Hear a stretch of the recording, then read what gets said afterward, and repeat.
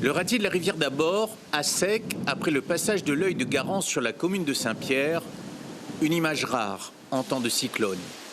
En revanche, le vent a soufflé, avec des rafales allant jusqu'à 159 km/h, enregistrées sur le quartier de Pierrefonds.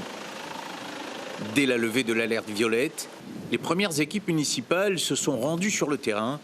Objectif de la mission d'évaluation. La première opération, là, c'est de sortir avec un véhicule lourd, donc un pick-up, parce que ça souffle encore relativement fort. L'idée, c'est de dégager les premiers axes prioritaires. Donc, on vient de dégager l'avenue Brunet à Terre-Sainte. On va traverser sur le front de mer de Saint-Pierre et ensuite remonter par la 2x2 voies du tampon pour pouvoir au moins rétablir sur ces axes-là une liaison routière pour les secours, le SDIS notamment, et ensuite pour nos moyens plus légers qui vont pouvoir intervenir dans un second temps pour aller sur le réseau secondaire. Au fil de la reconnaissance, les équipes dégagent les branches, encombrant la chaussée. Ils repèrent également les points les plus sensibles, qui nécessiteront des interventions plus lourdes, avec tronçonneuse, comme ici, où un arbre fragilisé par les termites est tombé sur la route parallèle à la 4 voies en direction du tampon.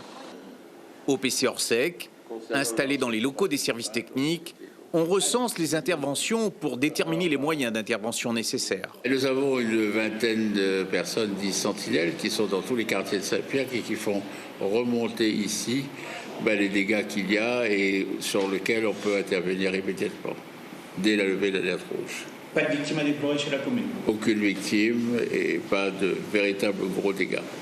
Des dégâts limités eu égard à d'autres endroits de la Réunion. Notons que quelques lignes électriques de moyenne tension et de téléphone ont été arrachées par la chute des arbres. Dans le quartier de la Ravine Blanche, la clôture de la gendarmerie est tombée avec les rafales de vent.